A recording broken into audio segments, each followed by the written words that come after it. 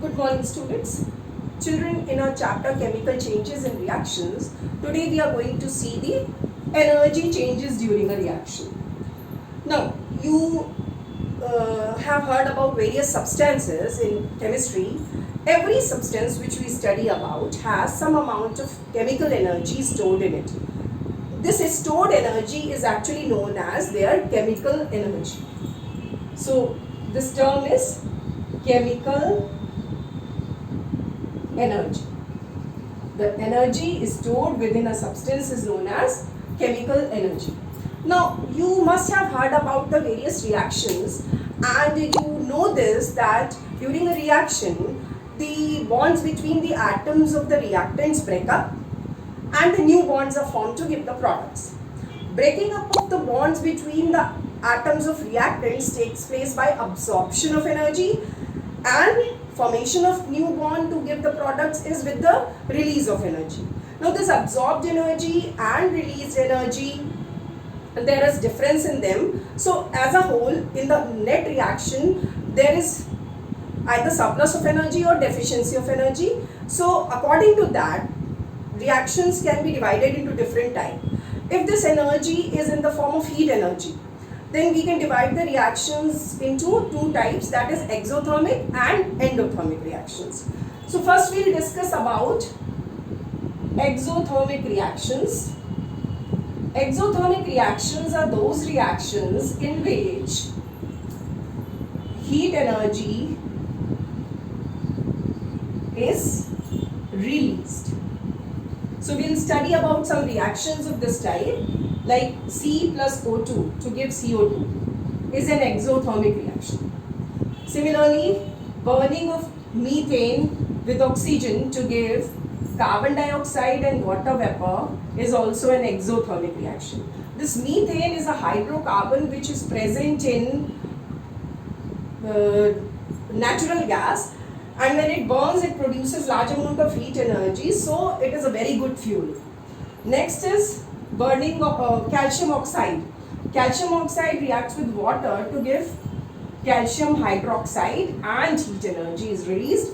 Calcium oxide you can also call it as quicklime, and calcium hydroxide is known as slaked lime. So these are the various reactions in which heat energy is released. Released energy is shown in the form of delta means heat and plus means energy is released. So these are the three reactions which are exothermic reactions. Now another reaction which you must have studied in living cells, like burning of glucose in living cells, that is also an exothermic reaction. In respiration, you must have studied in your bio that in respiration glucose burns in presence of oxygen inside the cells to give carbon dioxide, water vapor and heat energy along with ATP molecules. So that is also an exothermic reaction. So you can write respiration also as an exothermic reaction. Now the next type of reactions which we will discuss are endothermic reactions. So endothermic reactions are those reactions in which heat energy is absorbed. So next reactions are endothermic reactions in which heat energy is absorbed. Heat energy is absorbed. We will see some reactions like N2 plus O2 at a temperature of 3000 degrees centigrade gives 2 molecules of NO with the absorption of heat energy. Second reaction can be a reaction between reaction in which calcium carbonate at a temperature of 1000 degrees centigrade breaks to form calcium oxide plus carbon dioxide, and this is also an endothermic reaction. So these are the two reactions which are endothermic reactions in which heat energy is absorbed. Now we have studied the reactions in which heat energy is absorbed or released. Other type of reactions are also there in which different other forms of energies are involved. We will see them also. So other type of reactions, like first type of reaction in which light energy is used. Light energy is absorbed. So they are known as third type of reactions, that is photovoltaic chemical reactions.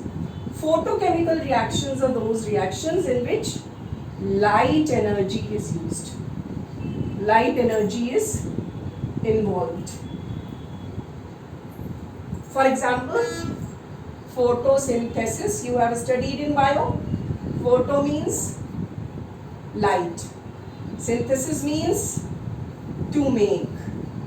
So, in green plants, carbon dioxide and water react in presence of sunlight and chlorophyll to give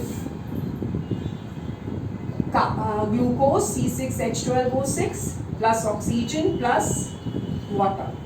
If you balance this reaction, 6CO2 plus 12H2O will give C6H12O6 plus 6O2 plus 6H2O. So this is a photochemical reaction. Photosynthesis is a photochemical reaction in which light energy is used.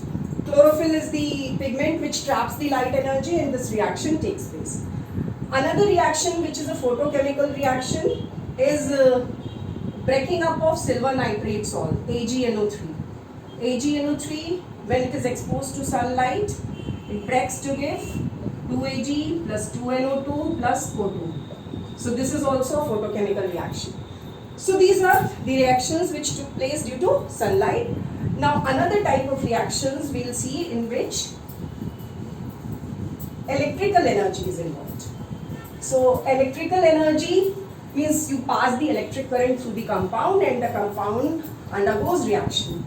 So fourth type of reactions are electrochemical reactions. In electrochemical reactions, electric current is used. For example, if you have sodium chloride, molten sodium chloride, you pass electric current through it and it will break into Na plus and Cl minus ions. So this is electrochemical reaction. You can also call it as electrolytic reaction. Lytic means breaking up. So in this compound, in this reaction, actually the compound is breaking up due to electric current. That's why it is an electrolytic reaction. Another example of this type is water molecules. If you pass electric current through water, acidified water. Take acidified water, pass electric current, it will break up to form hydrogen and oxygen. So these are the different types of reactions in which different forms of energies are involved. Now with this we finish our chapter. You do the exercises of your book, and if you find some kind of problems, we'll discuss in further classes.